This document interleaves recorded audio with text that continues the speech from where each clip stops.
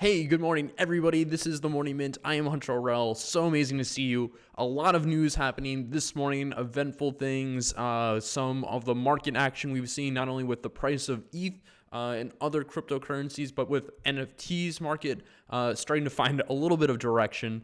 Let's just jump right into it. The biggest thing that we've seen this week so far, news-wise, I think, has been with the stabilization after the executive order. Now, if you weren't paying attention or you weren't aware, going into this executive order, there was a lot of FUD, there was a lot of uncertainty around whether the government and the Fed would essentially come in, crack down on crypto, and announce some essentially like the way everything's handled in a negative way to how everybody's wants it to be and expecting, not only taxation, but the way CBDCs are addressed. And it was very, very volatile going into this, and there are a lot of concerns.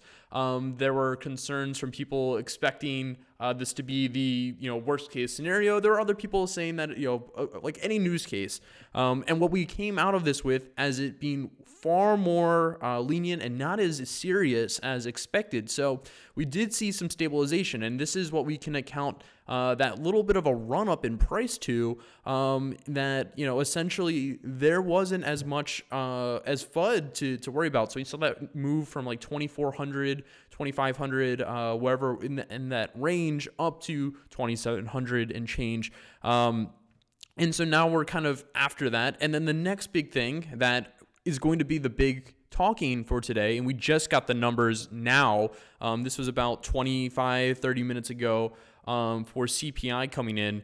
So CPI is an important factor to be watching. And again, I've mentioned this on many other videos that right now we're in a moment where to be a good trader in crypto or Web3 participant, we've moved far past the days of like just knowing what's happening in our little bubble. Macroeconomics, microeconomics, human psychology, pop culture, understanding markets, understanding things such as technology. There is a very long list that you need to have on your resume and understanding to understand the grand scope of things. And more recently, obviously with the conflict in Ukraine, being educated not only on geopolitical events but on financial events at the political level and the U.S. financial system level are very important. So consumer price index is just a measure of how much have things increased in price, and so really this is a reflection of like, has the price of gas gone up, and what is the percent increase, and what are consumers seeing as far as like their costs going up. And so expectations going into this, I think, high of 8.1 and a low of 7.5%.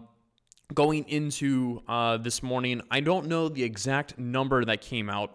I am trying to pull that up right now, but from what I can tell, it was kind of a non-event. We didn't see too much happen with the price of ETH. I do think we saw a little bit of a spike up on some purchasing, so like a quick 2%, 3% move that was quickly sold out. And Keyboard Monkey's been very vocal on this. Keyboard kind of saying like, we could expect this to come in super hot. Imagine if it was closer to 10%, and we're seeing the CPI really starting to rip. And I think right now it's at like a all-time high for like the last 40 years. It's been going up. It's getting more expensive to be a consumer. And really, we were expecting, if that happened, for this to be really just a bloodbath event. And yeah, like, I don't think we're seeing that number come in this morning. I'm trying to pull that up on reports for what CPI is right now. But yeah, that was kind of the mentality going into this. So a lot of people were worried, and that's also why we saw a little bit of a sell-off going into the morning. So right now it looks like we're seeing a CPI of 7.9. I believe it's 7.9. So a little bit higher than in the higher range, but it didn't come in like people were fearing stupid hot, much higher than expected. I think this is really a good thing that we're kind of in this once again, like zone of kind of like everybody's like hunkered up, waiting, kind of like waiting for the first like noise to happen, and then they know the direction. And I've said this before, it just feels like there's such a long list of like things that can go wrong and cause the market to crash that it is concerning. So I'm personally in stables quite a bit. I'm very kind of like hesitant to like go super long. I don't think we're going to see this super quick recovery just because I think Ethereum and crypto has just gotten so big at this point that we're not going to see this like mega like reflex back in that we have seen in past moves, in past cycles. And again, just to reiterate, CPI is a metric that I hope everybody can kind of walk away from this understanding that, taking a base period, understanding the CPI for that or the cost of the market for consumers, and then just dividing that by what the cost of the market for consumers is in the new period. So if it was, let's just like use a dollar or just a number amount. If it was 10 over the last year and then this year it's 11, we'd have an increase of 10% in the CPI. And it's a really good measure of understanding, once again, what things are doing. So that was one big thing that happened this morning. The other event that was really interesting to see play out, it was a really unfortunate event to see play out, was for rock collector Dino Dealer listing his Ether rock for 440 Gwei instead of 440 ETH. It was instantly sniped in that same block. And so that's about $1 million worth of an asset that was just scooped up. Unfortunately, those snipers are not going to return that rock. I think it's going to probably be relisted, and really just an unfortunate event. We have seen a ton of this happening as well on like on the marketplace on Trove for Arbitrum and Magic, where just people have mispriced and listed at percent of what it's actually worth. So super unfortunate to hear this about Dino Dealer. I hope somehow that he can get the rock back, but this does highlight once again the con, or there is ways to look at this, but this does highlight once again that this is a decentralized system. There is no calling Ethereum, calling Vitalik and saying, hey, we made a mistake, can I get it back? Things are absolute. There is no central person to go and fix your problems. At the end of the day, to Dino Dealer, really upset that this happened. I do like the Ether rocks. I have a Genesis rock. So there is kind of like a battle there, but at the same time, hate to see this happen. And hopefully that there can be some good that comes out of it. As I just mentioned, in the Magic ecosystem right now. So there's a lot of things happening once again. Right now, there is a very interesting move to attention that's being placed on layer 2. And one of my layer 2s that I love the most, and disclosure, I do own Magic and I do own Magic ecosystem assets, is Arbitrum and Magic. I bet on builders. I bet on people that are executing at a very high rate, that are being imaginative, pushing what is the standard, quote unquote, in the space. But over the last couple weeks and over the last month or two, we've seen this very large attention on the future of Ethereum, and that has been on L2s. So there's been many that have been brought up and talked about, and I do think that this kind of like, as we are running through this part of the cycle and we're looking to, hey, where's the next like boom? We've had the DeFi boom, we've had NFT booms, we've had the L1 like main like core like in that run up in 14 to 17 and for Ethereum and Bitcoin. And I think right now the focus is going to be on like the scalability of layer 2s and what are they addressing. And what's really interesting about layer 2s and something that I struggle with, and I hope I can portray this onto the listeners and viewers right now, is that layer 2s are going to have different like benefits, pros and cons.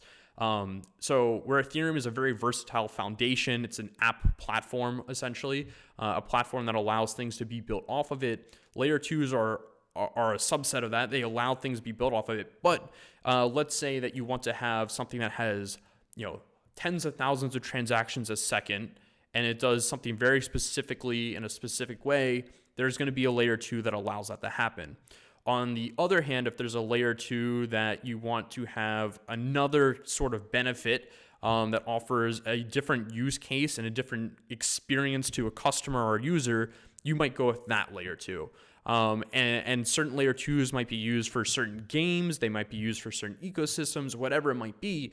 And so now we have this whole like competition of layer 2s, which are just based off of the Ethereum blockchain. So offering scalability for higher transactions, but also different, executions of technology as well. And again, this leans into the pro case for Ethereum being more versatile and being able to do things that other chains might not be able to. Again, building off of an underlying technology instead of going off and building your own thing.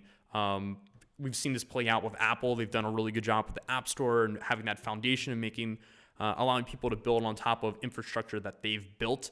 And so once again, I always love to make that analogy, and I am looking at layer 2s.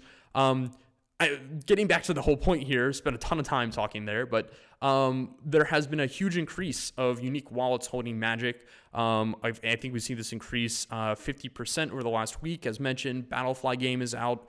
Treasure DAO is onboarding new members. And again, like this is very bullish to see this movement into new users and people going into the ecosystem. There could be the case maybe that this is people just making wallets for whitelist or airdrops or whatever it might be, but it does look to be, in my opinion, more people getting to focus on what's happening here. So definitely keep that on your radar.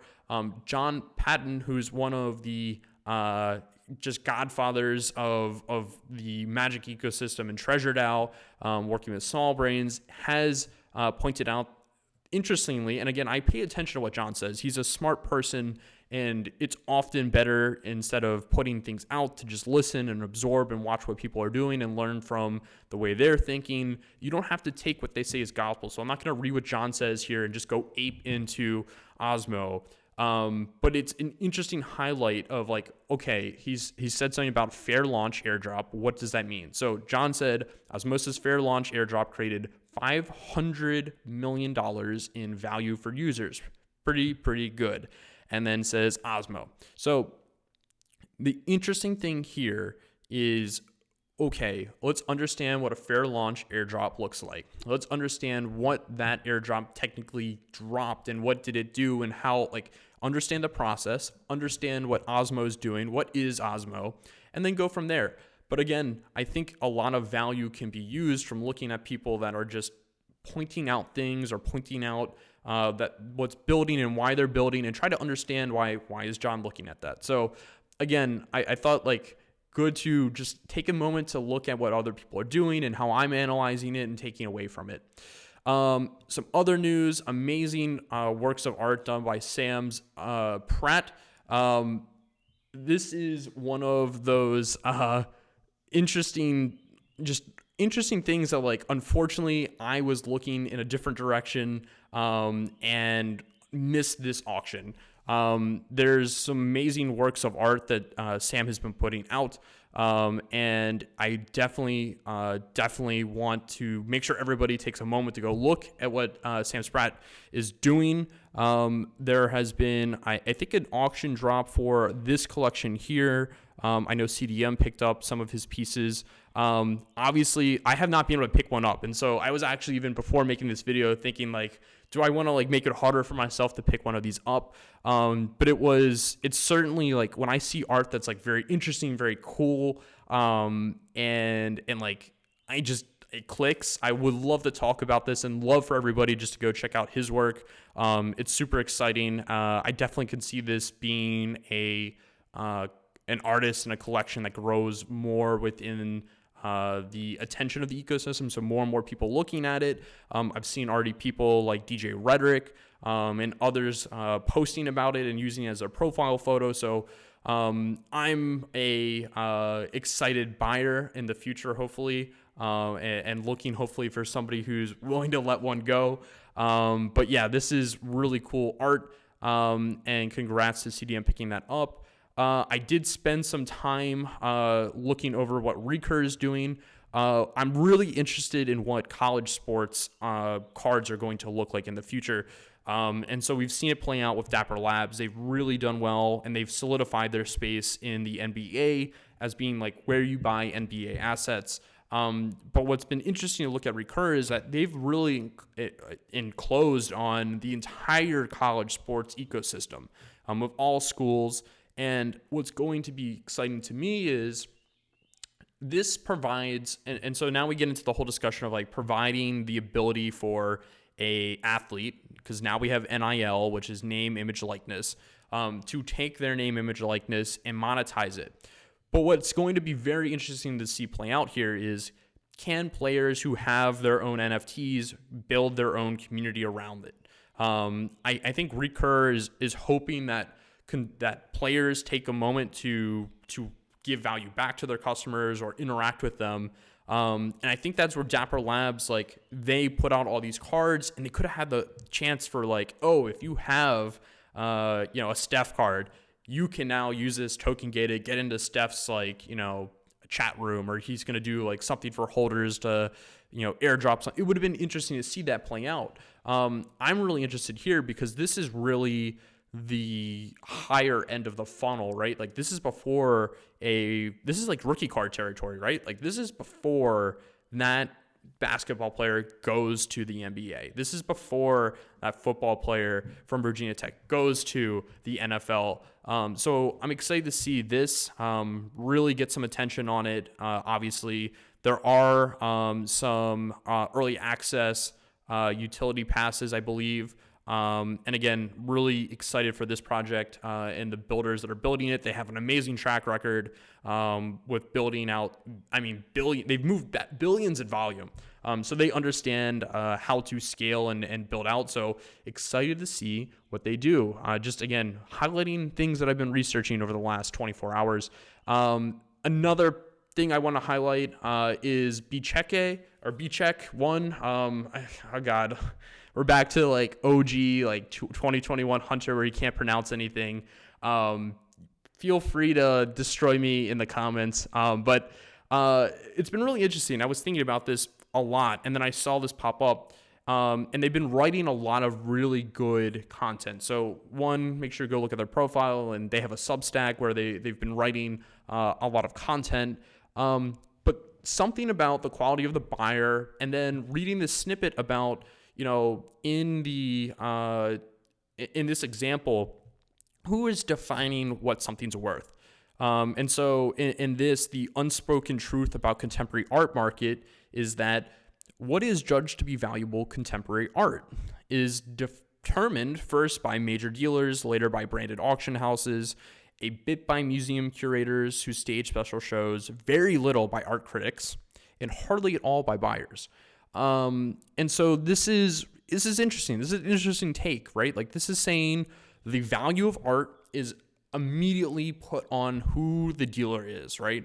And auction houses. So this is to say that we have this Italian art dealer. They pick up this piece, they have it for sale, and they go to Sotheby's. And so now this art is worth so much, and this is where value is essentially brought from. And so very centralized, right? Like there are people with monetary gain who are deciding the value of something.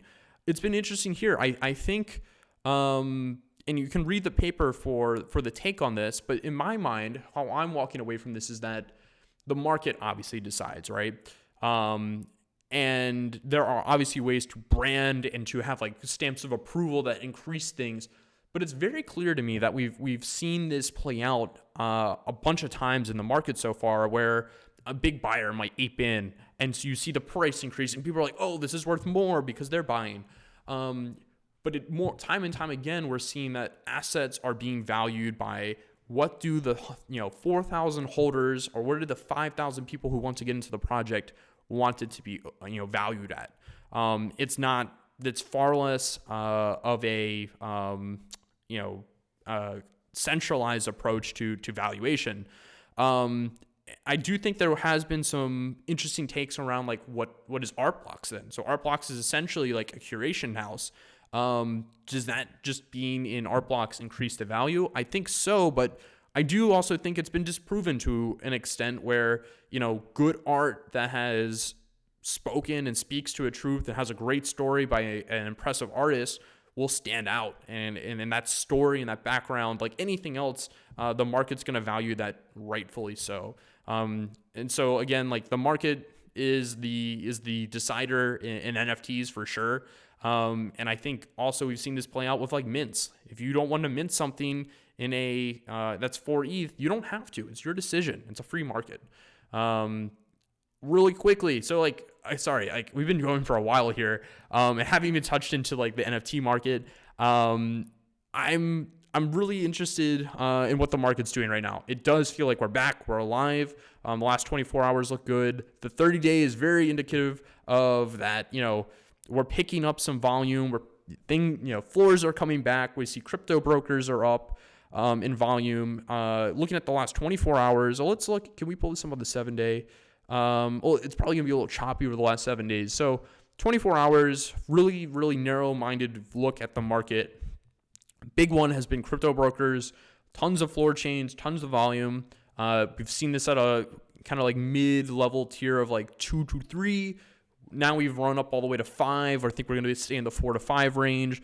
Big holders there. You can look at who holds that and the holders view. The ENS names like O'Shiny has said, and I think G Money has said, they're big. O'Shiny has been very, very, very bullish on this. He's been talking about it.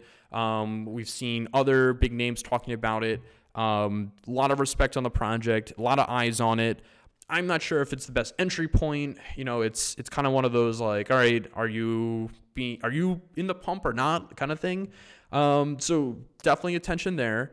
Bored Ape Yacht Club ecosystem, as I mentioned before in the last Twitter Spaces that we did, is that Bored Ape Yacht Club got slugged. Bored Ape floor was down to, it's about the same. So like the floor is about the same, but where we've seen the most reflection or reflex from that fall has been mutants as well as dogs. Dogs were down to 5 in the mid 5s, and now they're up to 6.68. And I have a feeling that we're going to see dogs and mutants be the interesting price points. I am still expecting an announcement at some point this month. Like they said, they promised a Q1 release. And like if we're being very close to watch with like what the market's doing, it does feel like we've had a lot of buyers double down on their bets. So I am very much keeping an eye on the Bored Ape Yacht Club ecosystem. In other kind of like what I'm looking at, CloneX seems like an interesting purchase here. Doodles seem like an interest. Like there are some very blue chip, but haven't established themselves blue chips. Like, I think Bored Ape Yacht Club is executed. They've established themselves as an international brand.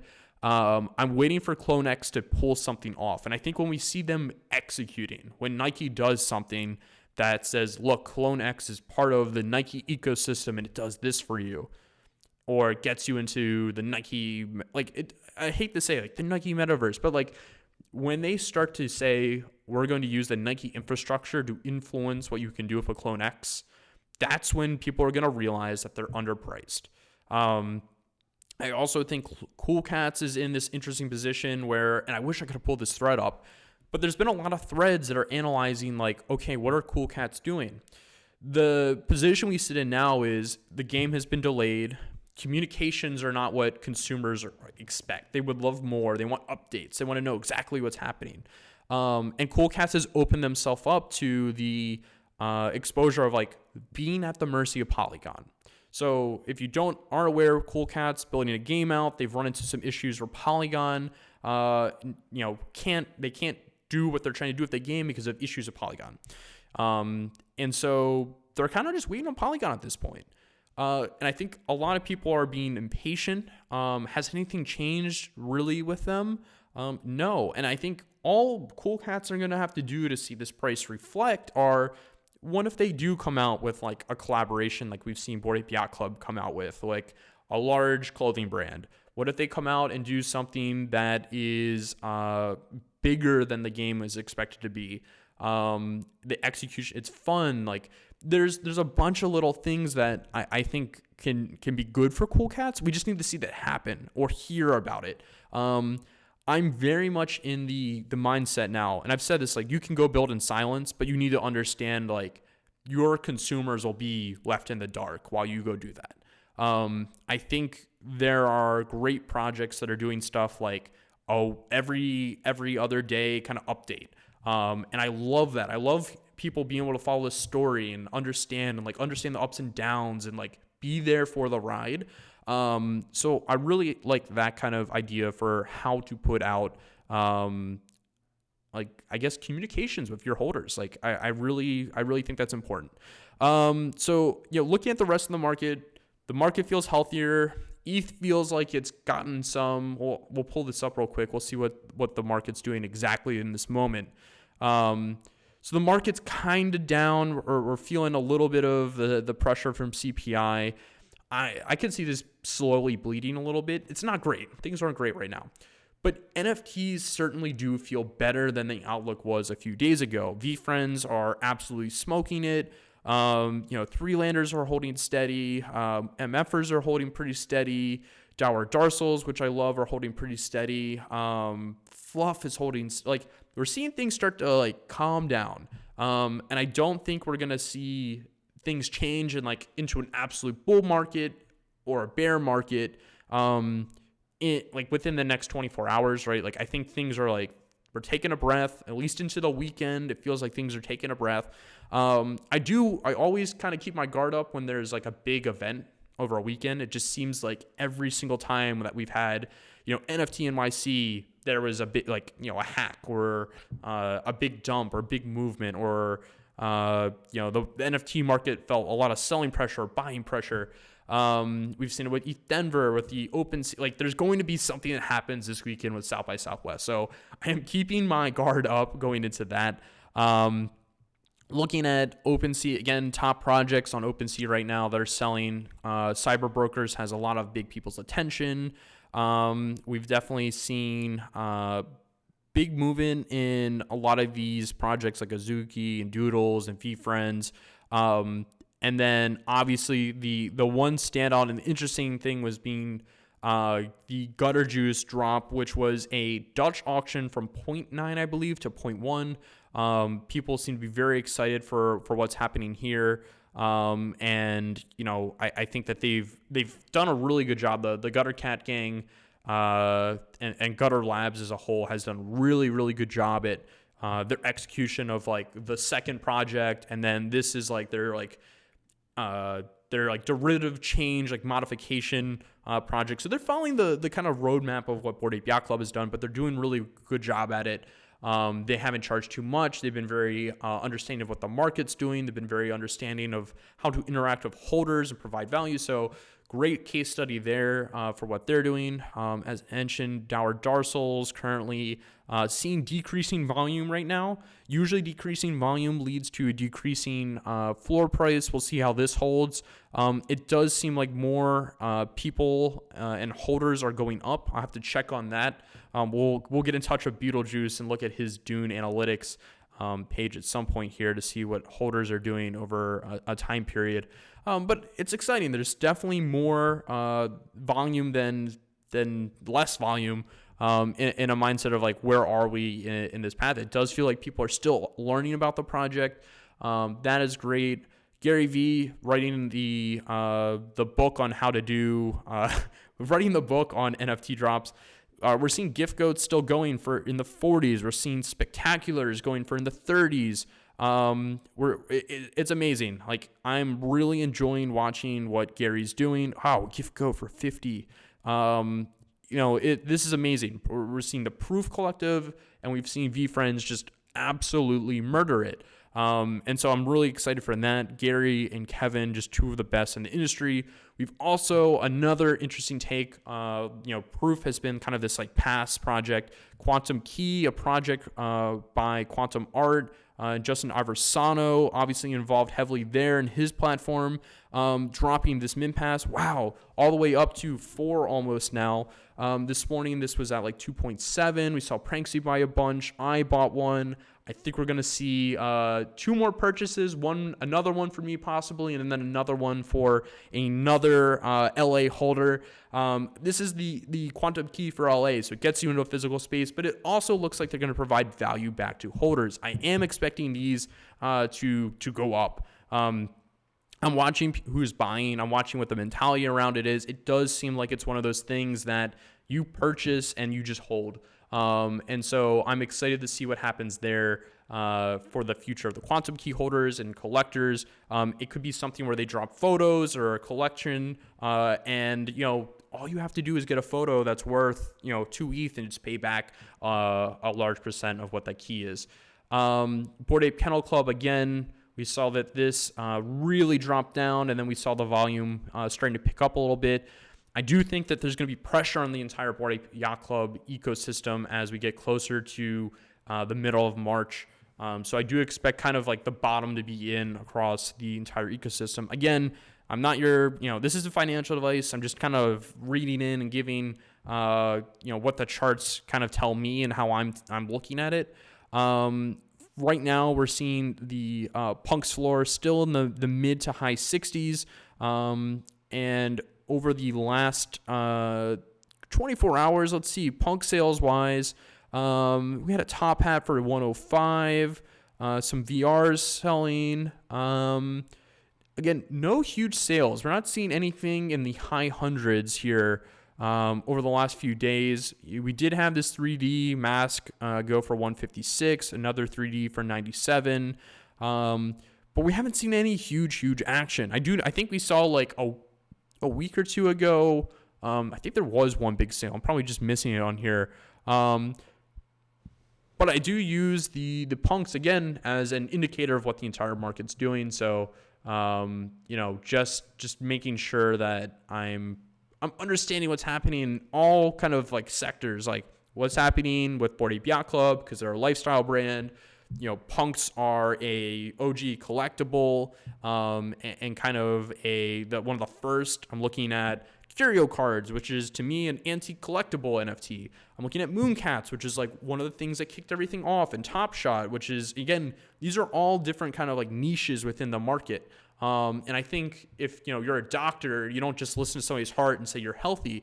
You look in their ear, you look at the eye, you hit the knee and see the reflection. So you have to look at everything and really just get an understanding of what's the pulse of the entire market, and kind of the health indicators for each project and what are they doing. And the interesting thing is when you look at a project and you see them, let's say they're executing, but the price is going down. Why is that? If you see a project that hasn't announced anything, but the price is going up, why is that? Really, I think a lot of those things lead into the idea of like, how is the market reacting to different components and why, and is it a good reason or a bad reason kind of thing.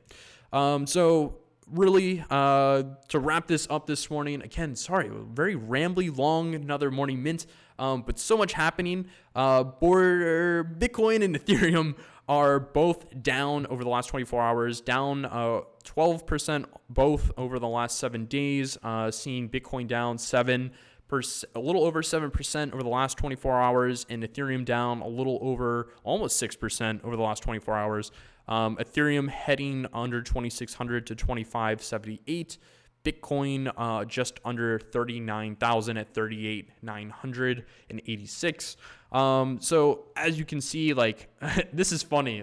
This is very much the Bart Simpson. You can see it, the run up, the Bart Simpson head, and the run down. It's funny because we actually even I even asked that this morning to double check what that was, asking, and for anybody who doesn't know what it is, the Bart Simpson's the large spike up, the choppy, and then the dump. We are kind of seeing the Bart Simpson play out here on these 7-day charts. Definitely, yeah. Look, that is like almost a perfect Bart Simpson. So the real question here is, what now? I think we're going to be in this sideways range between, for Bitcoin there, 39. But Ethereum, it does feel like we're going to be in this range of the mid to low. We're going to be in this sideways range again. I don't see until I see another indicator or large move or a large event. It does feel like we're going sideways here. Again, lots of bearish things could happen, but again, there are bullish things that could happen as well. So not really providing you any clear outlook, but nobody really understands what's going to happen, especially in this climate where, Russia could go do something crazy and that sends the markets into a panic. So let's see what happens over the next few days. We'll catch you tomorrow morning. Thank you everybody for watching. If you listen to the whole thing and watch the whole thing, leave a comment below so I know. If you haven't already, subscribe and leave a like. And again, I'm so thankful for everybody who watches this stuff. It means a lot. We'll catch you tomorrow morning on the next one. Peace.